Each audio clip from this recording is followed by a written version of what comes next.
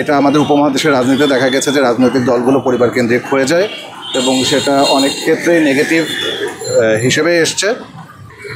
তো অমি সংগঠনের তো এই রাষ্ট্রপ্রধানের তো সমস্ত জনগণ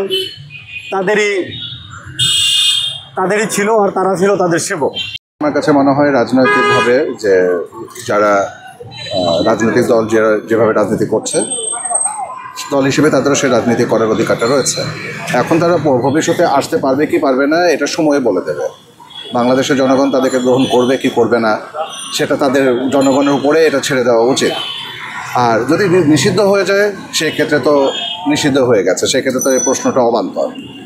আর যেহেতু এখনও চলমান অ্যাজ এ রাজনৈতিক দল হিসেবে আওয়ামী লীগ, আমার মনে হয় যে রাজনীতিতে তারা আসতেই পারে। এটা আমাদের উপমহাদেশের রাজনীতিতে দেখা গেছে যে রাজনৈতিক দলগুলো পরিবার কেন্দ্রিক হয়ে যায় এবং সেটা অনেক ক্ষেত্রেই নেগেটিভ হিসেবে এসছে। তো যেহেতু আমরা এগোচ্ছি 2025 এখন সামনে, হয়তো বা আরও অনেক, আমি জানি না আমি কত বছর বাঁচবো, যদি আমি আরও 25 বছর বাঁচি তার মানে 2050ও দেখে যেতে পারবো।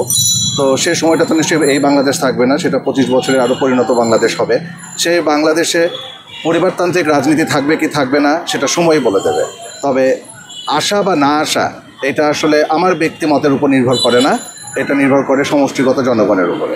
আমি মনে করব যে আমরা দেখেছি 24 যে জুলাই গণ অভ্যুত্থান, সেটা থেকে যেভাবে সাধারণ দেশবাসীর উপর, সাধারণ দেশবাসী মানে এখানে সাধারণ দেশবাসী বলতে আমি আমার তরফ থেকে এটাই বোঝাইতে চাইতেছি, এখানে আপামর সকল শ্রেণীর লোক ছিল যারা মাঠে নেমেছিল, তাদের উপর বড় বড় এক নির্যাতন হয়েছে, জানা গেছিল গণহত্যা।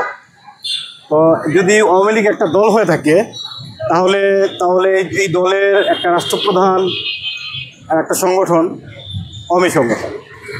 তো অমি সংগঠনের তো এই রাষ্ট্রপ্রধানের তো সমস্ত জনগণ তাদেরই ছিল আর তারা ছিল তাদের সেবক। তো সেখান থেকে আমরা দেখেছি যে সেই জায়গায় তার গণহত্যায় লিপ্ত হয়েছে।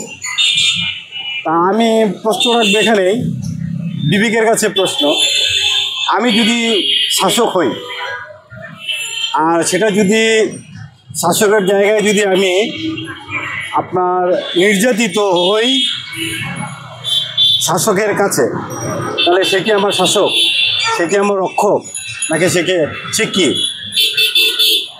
প্রশ্ন বিবেকের কাছে প্রশ্ন। তো সেই দৃষ্টি থেকে আমি বলবো, যদি বাংলার আপামর জনতা বা গোটা বাংলাবাসী জানে যে গণহত্যা হয়েছে, তা আমি মনে করব যে তাদের এই অগ্রাধিকারটা নাই। আর যদি এই বলেন যে তারপরেও আছে, তাহলে বলবো আপনার কাছে প্রশ্ন ছুড়ে দেব, তাহলে যদি অধিকার থেকে থাকে তাহলে গণহত্যার অধিকার কি আপনাদের ছিল? তা আপনারা এই প্রশ্ন করুন, আপনারা বিবেচনা করুন যে আসলে কি তাদেরকে কামব্যাক খাওয়া সম্ভব কি সম্ভব না। কারণ গণহত্যার পরে কামব্যাক এটা জনগণ মানবে কি মানবে না, এটা জনগণ তার নিজের বিবেক থেকেই আপনার বিবেচনা করবে। আর আমার বিবেক থেকে আমি বলবো যে না, সোজা কথা না। কারণ এটা হতে পারে না যে আপনি আপনার সেবক যারা নাকি আপনার জনগোষ্ঠী তাদের উপর গণহত্যা করবেন, এটা কীরকমের কথা? আপনার ভাষ্য মতে আওয়ামী লীগের কোনোভাবে রাজনীতি ফেরার যোগ্যতা নেই এরকম?